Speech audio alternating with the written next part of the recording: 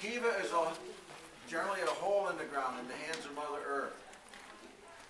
The people use it for living, primarily. Today, we still find kivas being used on reservations of all the Pueblo people in Mexico, plus the Hopis. They use these kivas today strictly as ceremonial, religious, spiritual space. Sometimes men have ceremonies, sometimes women, rarely both at the same time. What you would see here is what you saw over at Spruce Tree House. This was a flat deck, plastered over with a square hole in the top, and a ladder coming out of it. That's the smoke hole. Because we do have a fire pit down here, actually this one has two. We have a fresh air vent that comes in here, the water air comes in, goes around the wall and comes out the smoke hole. That's also the way you went in and came out of it. The walls would have been plastered, sometimes with beautiful paintings. It was used as a primary household area, like a great room or a big family room for a family group. I said there were two family groups here. This is one family group, this is another. This courtyard would have had two rooms here, another room there, another room there, room there, actually two-story room there. About 5 households, maybe 4. Each household was 4 to 6 people, mother and father and their children.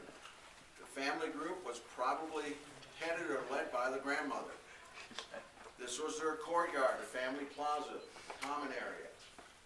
And it's also where you did your work out here. You see at night in the summer, this is very warm because in the morning the sun comes in here and bakes all around. This is a solar house. By doing that, you need less energy and less wood, conservation resources and energy to stay warm. The only religious object we find in a kiva is a little hole. It's called a sipapu, or spirit hole.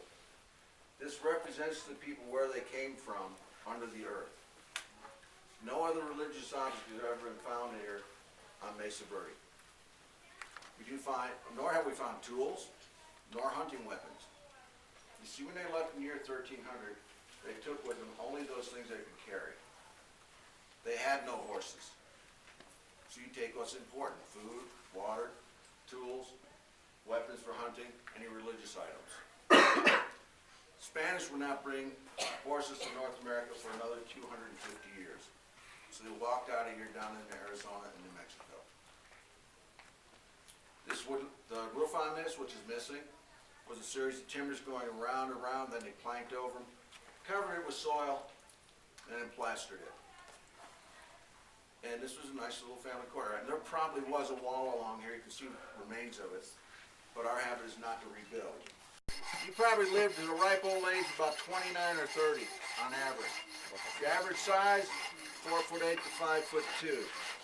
Men, we were giants. We were 5 foot to 5'4". Lived in late 30s, early 40s. They died young because their average diet was maybe 2,500 calories a day. And in order for women to have babies, they didn't have enough food and they wore their bodies out doing it.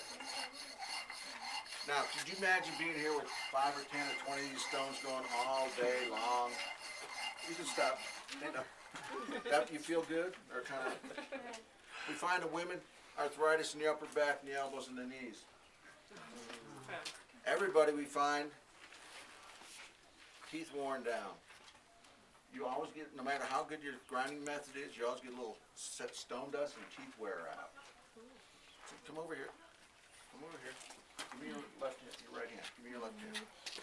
Now, they died young, so what else do you have to do when you're young? You have to get married. You volunteered. Second time. That looked dumb, right? Now, wait a second. You get married young. You see, in order to do that, you probably lived in that house over there, which nobody can see from here. And you saw this beautiful young lady and said, I think we ought to get married and have kids and stuff. And so you come over here for about a month to live with her and her mother. And then about the age 14 or so, you have kids. About a year, you have 1 or 2 on the way. You ready? No. Now today, in some of the cultures, they have a change in woman ceremony when a young lady becomes a woman. she grinds corn for 4 days. It's a 4-day ceremony. The boys have another ceremony when they come in. Now, they also have something that we have today, and that you're probably very interested in. You might want to be interested in. They probably had something like divorce. Would you guys like to be separated or divorced? Sure. She's getting you already. Tell me you divorced him 4 times. Just say, I divorced you to him 4 times. I divorced you, I divorced you, I divorced you, I divorced you. Okay, now if there's a separation, the traditions today, this is a matrilineal society. Grandma runs the place. You marry into the lady's house, but when you leave, you eat your bedroll and anything else you came with that, so you go back home. Yay. But, just like today, you get everything, the house and everything else. And no lawyers. I pick on the kids, I embarrass them because I want you to understand, this was a lively bunch of people. They had the same lives we had. They had birth, death, marriage, divorce, babies, all that stuff, and everything goes with it. But unlike now, when you were teenagers, then you were already having a family. You had responsibility early. Thank you. Go back to your parents. You have the blackmail photos for when they have their first boyfriend and girlfriend? So why did they leave? I mean, these people had everything. Death, yeah, we find skeletons. They've all been given back for reburial. But they had everything we have. They had food, water, shelter, family, community, culture, music, art, everything we have. They also had one other thing that many of us do not have. That's safety and security. Let me explain that human need to you. The night you're down sleeping inside the kiva over here to stay warm, the kiva is your safety and security. It's the hands of Mother Earth holding you warm. Remember, your people of the earth, great spirits keeping you warm in the hands of Mother Earth. The roof looks kind of like an upside down basket. That represents Father Sky.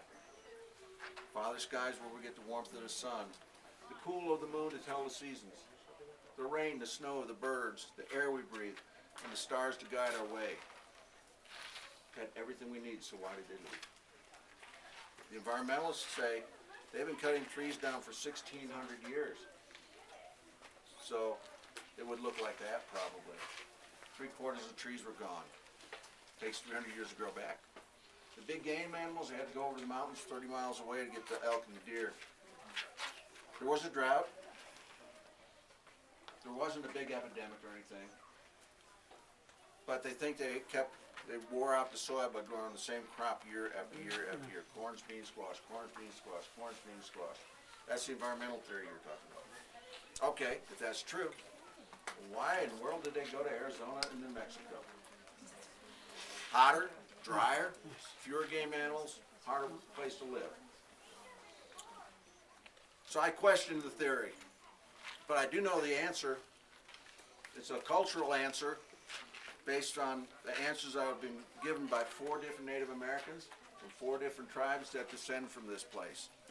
They all gave me the same answer, not knowing what the other person said.